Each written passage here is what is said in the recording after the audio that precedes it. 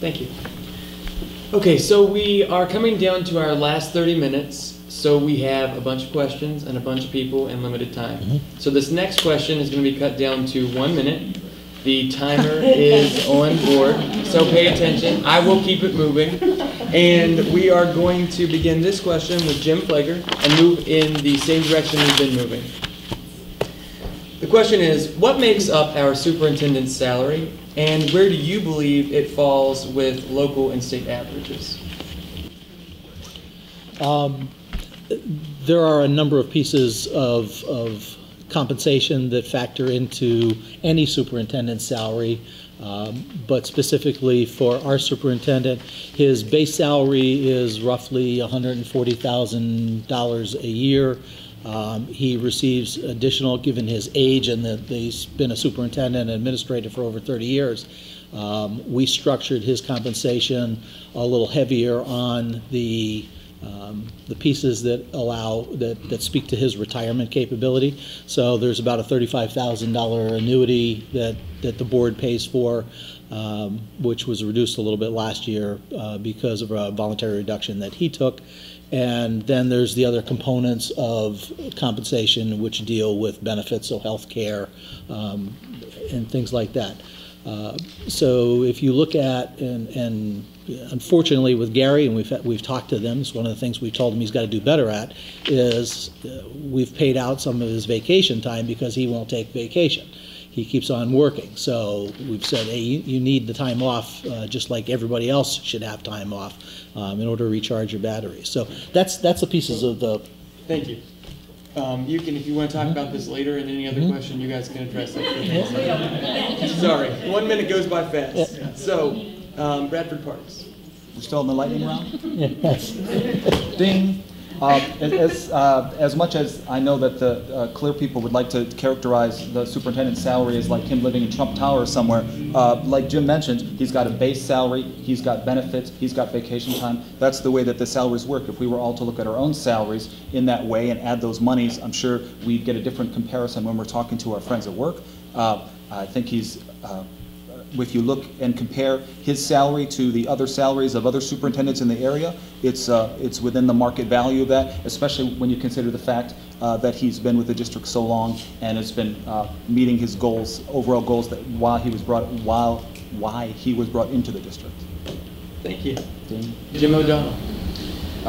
Well, his base salary is, as Jim Flager said accurately, is $140,000, but his total compensation is over $291,000 that he gets from his school district.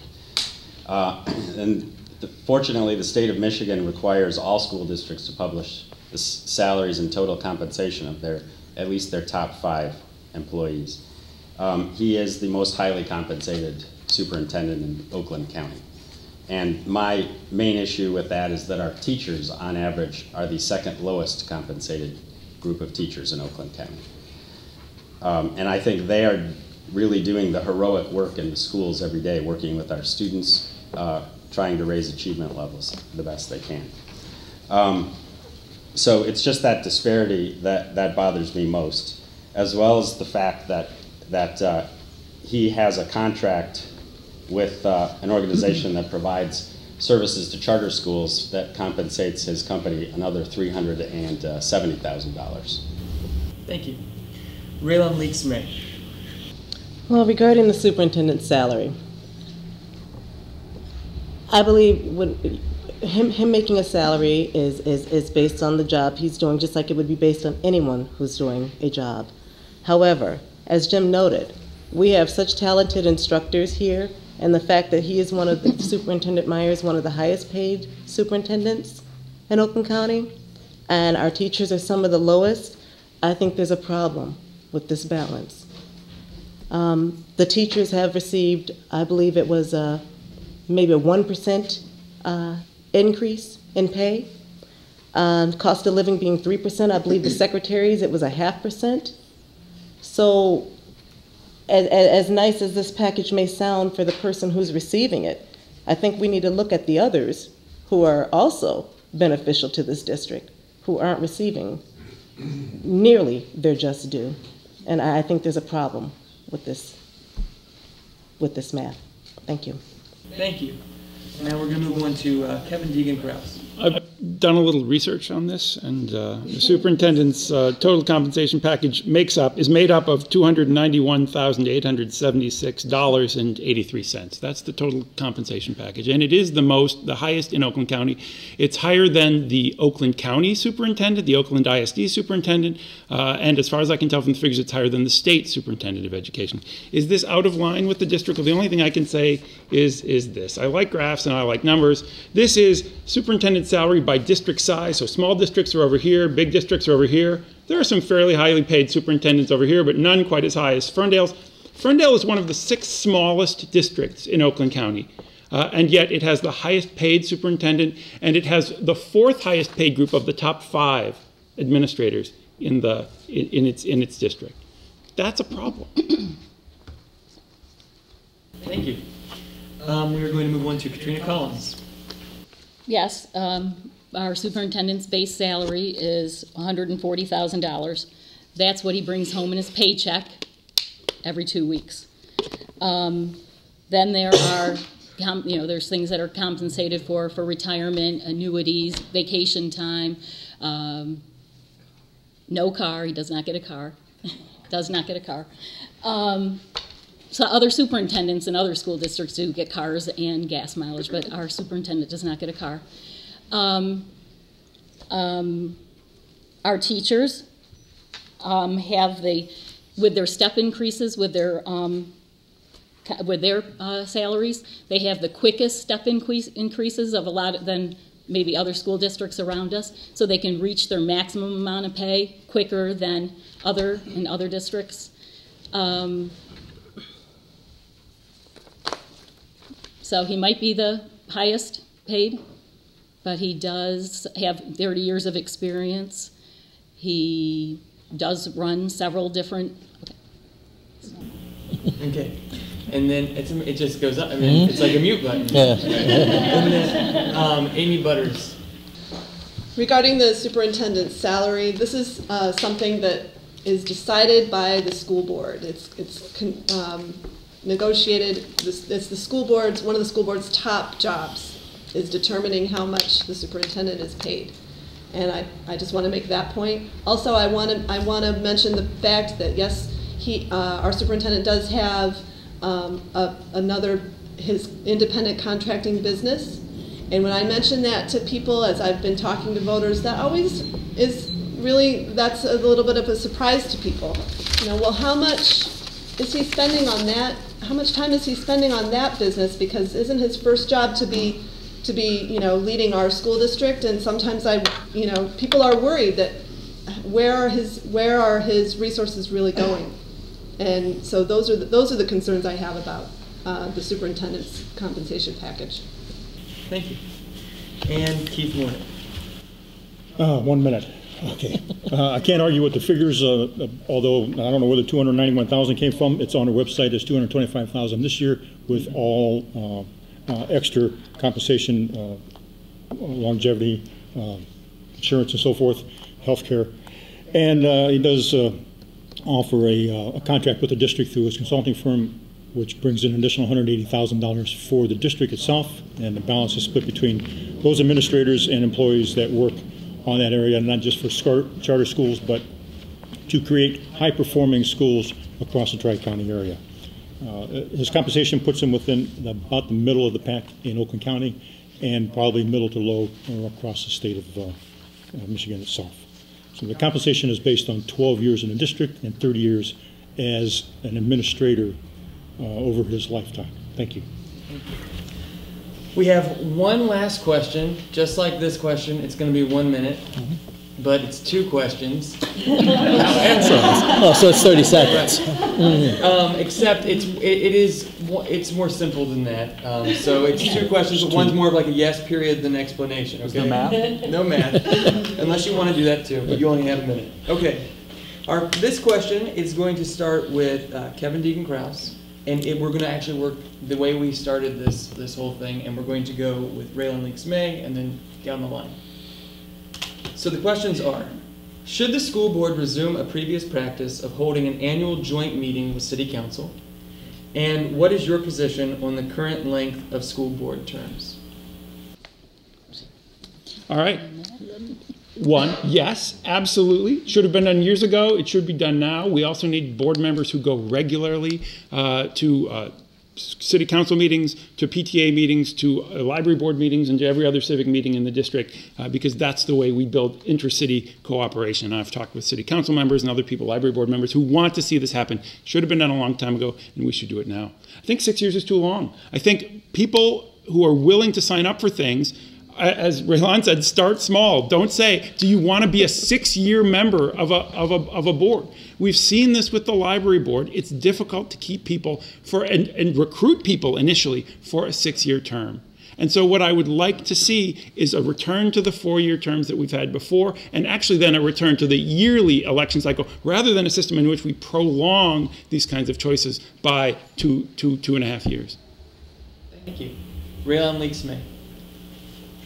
Yes, with the school board should have a working relationship with the city council. In fact, I've said it more often than not that there should be, board members should be accessible and approachable within the community, and on all accounts. So city council, local meetings, they should be around, even family fun events. They should be around regularly so that the citizens can approach these members and voice their concerns even there. I don't believe that you should have to come to the board member solely. The board can come to you. Again, that 6-year term, well, I thought about this, and I will have, should I get in office, I will have teenagers by the time this term is up. But I'm willing to commit to this because I believe in this district, and I believe we can do much better. If we should result back to the 4-year term, that would be great too. And that's all I have to say. Thank you. Thank you. Jim O'Donnell. Yes, we should resume the practice of joint meetings, but we should also make them much more robust and have more honest discussions than of the issues that may have happened before. By doing careful preparation of the agenda, making sure that both sides have an opportunity to sort of see where the key concerns and questions are that they have. With respect to terms, well, I'm committing fully to a 6-year term if I should be elected to a 6-year term. But I think that with most institutions outside of the United States Senate, that 6-year terms are too long. I mean, I understand why senators like 6-year terms, because they get a lot of benefits and perks. But for this particular job, it's a volunteer job, and I think we'd have an easier time in ordinary circumstances of recruiting people for school board positions if terms were shorter. Thank you. Bradford Parks. Should we have joint meetings with the city council? Sure. Anybody wants to have a meeting, let's have a meeting. Let's get together and let's talk about any substantive issues. As far as the 6-year board term, I have no problems with it. I understand why Kevin has a problem with it. He stepped down from the library board before his 6-year term was up. And Jim here, if he wins the school board, he's going to also step down from the library 6 board term. I don't think 6 years is too bad. As a matter of fact, I think before you should even run for school board, you should have at least, I'd say, 3 to 5 actual years of working with the school board on committees and stuff. And I would much rather people work with the school board rather than on a whim say, oh, what about this? But really get involved and see the nuts and bolts of what's involved, who the different constituencies are, and who has what vested interest in what. I think you should be involved. It is a long-term commitment. If you come and you want to have a date with my daughter, and you say, I'm going to go with your daughter for a couple of weeks and then I'm on my way, or you want to say, I want a long-term commitment with my daughter, I'd rather be the one with the long-term commitment. Thank you. Jim Flager. Well, I guess I'm surprised that, because I didn't know we had stopped having the meetings with the city council. I mean, we had one 6 months or so ago, Dan, at the school, at the media center. We had a couple of people from Royal Oak Township, the city government there. We had a couple people from Pleasant Ridge. So we are having those meetings. Could they be more productive? Absolutely. Would we love to have better participation? Absolutely. We had almost all of the school board members there. A lot of the time it was 2 school board members or administrators talking to one person from the city governments, but we do have them. I think everybody knows I voted for the 6-year terms, and I don't think it's Given there's 8 people running, I certainly don't think it's too difficult to find people interested in running for those terms. And I don't think it's too long to commit to schools if you truly value public education. Thank you. Keith Warnick. Yes, we should have more joint meetings. We had joint meetings in 2008, we had joint meetings in 2010 where we invited the City Council to our Harding Administration Center. And as Jim said, we also had a meet and greet just within the last school year at the high school, where we had members from each of the 4 communities attend and talk to board members that were there. As far as a 6-year cycle, well, first of all, legislature will not allow us to have a yearly election cycle anymore. You're mandated to have it in the general election in November, which is every 2 years, even years. The only options are 4 years or 6-year terms. 4-year terms would give you a potential complete changeover in the school board in a matter of 4 years, with 4 members being up in one election cycle and 3 members being up in another. Now, that may work well for city councils and city commissions, but it's a different mindset and a different dynamic on the school board. So that's the reason for 6-year terms. Thank you. Amy Butters.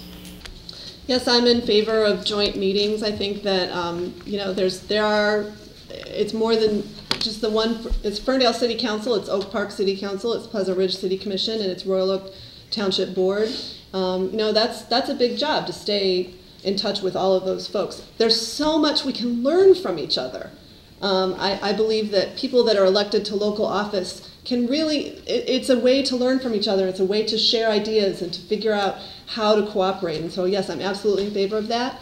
As far as the terms, I just want to clarify, top 2 vote getters get a 6-year term, bottom 2 vote getters get a 4-year term in this election. I just want to make sure that's the way I understand it.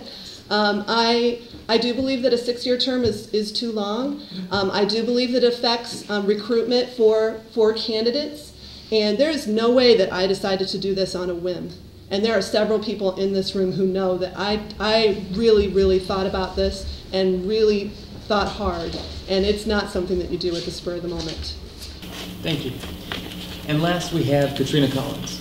Well, I've been on the board for 5 years, and in those 5 years we've had several meetings with the city where the school district invited them to come, and we had dinners at Harding. Very nice dinners prepared by our food service people.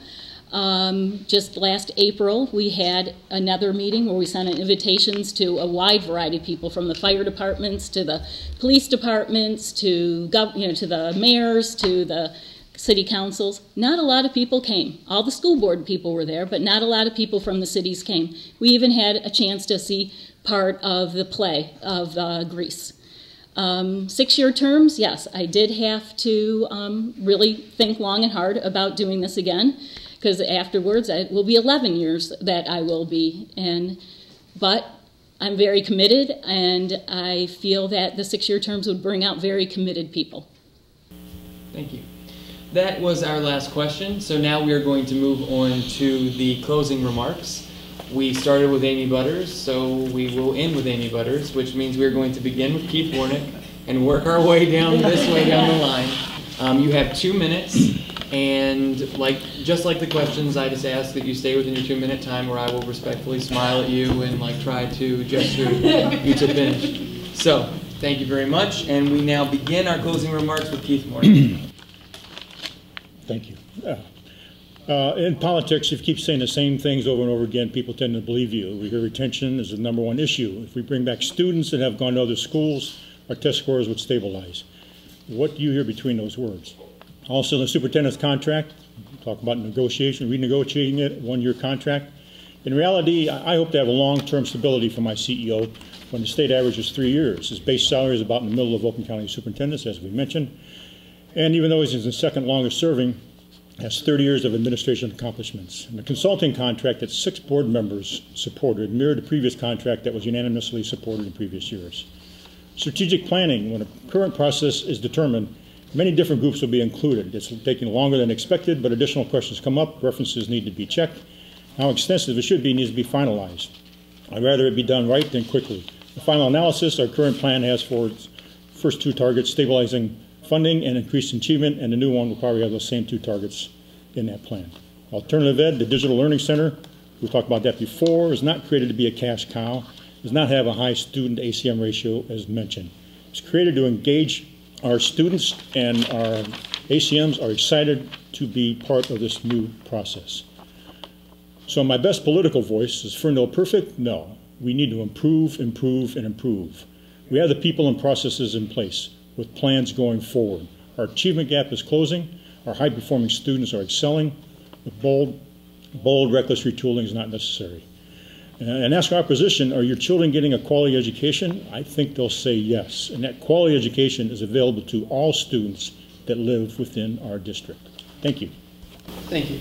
Jim Flager. So thank you all for coming out. And as I said at the last forum, since you came out, you must believe in public education. And so I'm going to challenge you to be educated as a voter. Please review all of the qualifications of the 8 candidates, regardless of who has endorsed them. Read their candidate profiles. We all provided them. They're in a number of the worker group's websites. So Fair Ferndale has put them up. Then go beyond the talk and see what people have actually done. You have a wide variety of experience of people up here. Please take a look at what those people have been involved in and see what you think about it. See if they've demonstrated commitment to school service through working on school board committees, on the PTAs, on parent support groups, such as the Fine Arts Boosters, the Ferndale Education Foundation, the Eagle's Nest as members, and then take it one step further. Have they been leaders or officers of those organizations? Being an effective school board member means giving up a lot of personal time. Do you hope that they will do that, or do you know that they will do that? It means being prepared for committees, which sometimes means reading hundreds of pages of documents before the meeting. Do you know your candidate that you're going to support will do it, or do you just hope that they're going to do it? Being on a school board means a long-term commitment to the schools. Do you know a candidate will fulfill that commitment, or do you just hope that they're going to do that? And being a good school board trustee means working cooperatively with the administration and with your fellow school board members. Do you know a candidate will do so, or do you just hope so? I personally do not believe that making public statements promising a confrontational stance toward the superintendent and the staff, claiming they're overpaid and under-supervised, and publicly questioning both their integrity and their commitment to our students without talking to the people who really have had the experience with those matters is the correct approach. I do think you should be able to disagree with somebody else's position without denigrating the work and the effort that led them to those positions. So I'd appreciate your support. Thank you. Bradford Parks. Hi, I've been involved in the Ferndale School District for over 10 years. I've done a lot of things over that time. I was at the first meetings of the Ferndale District Ambassadors and have greeted community members at open houses telling them the great things about our district. Some of them joined us, some of them moved on to other schools and other opportunities. I've spent many hours talking to parents and teachers and community members about our schools, some of whom who were very happy, some of whom were crying, and some people who just wanted to vent. I've spent years on the Program Technology Committee listening to teachers and administrators and parents and PTA reps and anyone who was interested in these open meetings ask the hard questions that we talk about and get answers. Maybe not the answers they wanted to hear, but they got answers. I've seen teachers and administrators get the latest in yet another series of new mandates from the government and the state, sigh, and then roll up their sleeves and get to work. I've been on the Board of Ed Operations Committee where we went from talking about how long was the average lifespan of a vacuum cleaner to campaigning for a $22 million school bond that passed with 69% of the vote during one of the worst economic downturns in this country's history. Everyone here is concerned about the same things. How can we do right by our kids and our neighbors and our city and our school community? But beyond these good intentions, this is complicated work in a diverse district with a number of stakeholders, many with different, sometimes competing agendas. It requires experience. It requires long-term commitment, wisdom, and a willingness to listen to all sides of a story, not just your own, and make a decision that benefits the whole district, not just your piece of it. I am urging you not to make any bold, foolish choices. I'm urging you to vote for Keith, Katrina, Jim, and myself so we can continue the great work that's being done in the Ferndale School District. Thank you. Thank you. Jim O'Donnell. Thank you. I wanted to talk a little bit about my experience and commitment in the closing, since I didn't address that at the beginning. I've worked for the same nonprofit that does substance abuse addiction treatment for almost 17 years now. In that job, I've been promoted. I've worked for, my bosses have changed more than I have. And we've faced some of the worst economic times you could possibly face. A lot of our funding comes from the state of Illinois, which has severely cut back. What we did as an organization and as a team is we engaged employees and the board of directors in some very tough strategic planning. We looked at the problems. I've been involved at this library in a governing capacity for the past 3 years. And it's the same thing. When we have been faced on this library board with problems, we address them forthrightly. We bring in community members. We had 2 people from the school board, although everyone was attended. 2 people from the school board came and attended our strategic planning sessions, and that plan was stronger for it. And it will be executed. I'm proud that I have the support of all the library board trustees that I've served with in these past 3 years. They know how hard I commit to things. And no one knows more than my wife how much time I spend on board activities and other volunteer activities. I'm sure she wishes it would be shorter. So what's most important in this election is having a board that has demonstrated critical policy-making decisions, that is making a commitment to involve the community in those decisions. And that's what I think you'll get if you elect the bold slate. Serious planning, community engagement, and solutions to the problems that we have. And I ask for your support for all 4 of us. Thank you. Raylon Leaks May. Thank you, C.F.F. again for hosting this forum. Over the course of this election, I've met many members of the community. In fact, all of the BOLD team has pounded on over 5,000 doors and met with many, many members. We've listened to your concerns and praises about the district. And I will say that all along, our message has not changed. The BOLD team believes in accountability, transparency, planning, retention, communication, community engagement, and the need to service all learners. Our message has not changed because we hold true to what we say. Now, if you feel that things are great the way that they are, we won't benefit from any changes or any of the characteristics or statements that I've made earlier, or terms that I've made earlier. Your vote will reflect that in November.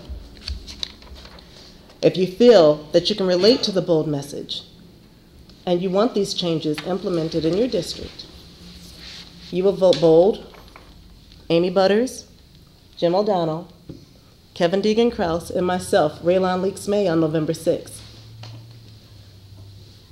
I thank you, and I'm proudly the L in BOLD, and that mother of 5 beautiful children. Thank you. Thank you.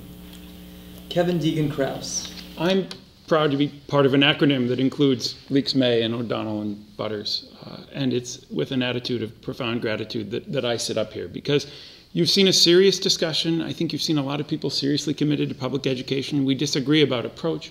We disagree about some facts, and we'll have another forum tomorrow that we can talk about some of those facts. But I think together we agree that the education of the children in this district is of paramount importance to our future. I think you also see a fairly clear difference. And it's not one to cast aspersions on or dislike, but I think that the difference that you see is a willingness to ask tough questions. It's a willingness to plan. It's a willingness to go to where people are at instead of expecting them to come to you. And I think what we've done as the BOLD candidates is to go out and talk to people, to ask them what they need, and to start to bring those concerns to the board. And we've been doing this for a long time. And we haven't been heard, and a lot of citizens haven't been heard. And it's that has inspired us to move on to the next step and has inspired us to run for the board. Whether there are questions about commitment or long-term ability or experience, I don't expect you to believe me, because I'm going to say nice things about myself. Actually, I'm pretty self-critical. But on this, you shouldn't believe me. What you should believe are the endorsers. It's not a political endorsement. It's a question of who believes that we can do the job. And I would simply say that the people who believe that we can do the job are the people that many of you believe in when you make decisions in public and in private. There are 400 people who think that we have the experience, the ability, the long-term commitment, and especially the commitment to asking the hard questions that is necessary in our district. That's the difference between the two, and it's for that reason that I'd ask you to vote for all 4 of us. Thank you. Katrina Collins. Well, I didn't address this in my opening statement, so I will let you know that I have 3 sons, 2 whom have already graduated and have gone on to be very successful in college. I have a 10th grader at Ferndale High School this year. And just last week, he was inducted into the National Honor Society, where he will learn how volunteerism will build his character. All 3 of my sons had learning disabilities, and they've all gotten very strong support at Ferndale schools, and they've all gone on, they've all been in the Honor Society, they've all gone on to graduate with honors from high school. And they all got accepted, or the 2 got accepted at every university they applied to. So, some people think that change in the superintendent's contract is going to be the key to keeping Ferndale schools better. Some people think that offering an opportunity for an education to a certain population of students is the key to making our schools better. Some people think that chasing after families that have made other decisions for their children's education is the key to making our schools better. But I believe having the best teachers that are highly effective in the classroom, along with choices like CASA, AP classes, outstanding music programs, foreign language, preschool options, community involvement, robotics, open classroom, and brain-based options for elementary school, no pay-to-play sports, performing arts, the latest technology, and of course, a solid financial foundation is what's making our schools better. Believe me, I'm not looking at the district through rose-colored glasses. I know there's room for improvement, and that's why I want to continue being a school board member. I want to make sure those improvements are being made, along with maintaining the great things we already have. So thank you, and vote for me. I'm Katrina Collins. Thank you. And lastly, we have Amy Butters. I'll continue on with what I started in my opening statement about my family. My 3 daughters are now in the 7th, 5th, and 3rd grades. They have had great experiences here, and I really want to ensure this positive experience happens for all kids today and in the future. Some of you in this room might have lost neighbors who have moved out of our district, seeking a different school district. I am alarmed by this trend and what it is doing to our community. I do not want that to be the future of our district. I know our district can do better. I will make it a top priority of the board to understand these problems, to talk with the community, and to find solutions. Something I have learned in my experience as a newspaper editor and a department head, and in my volunteer work with the schools, is how important it is that everyone has a voice. I'm kind of losing mine here. And how important it is to work together and collaborate on solutions. I assure you that I will be a strong voice for you and all of our communities on the school board. I know that school board members make tremendous sacrifices in their service to the community. I am ready and willing to make those sacrifices. This afternoon, you've been listening to the visions for the Ferndale School District.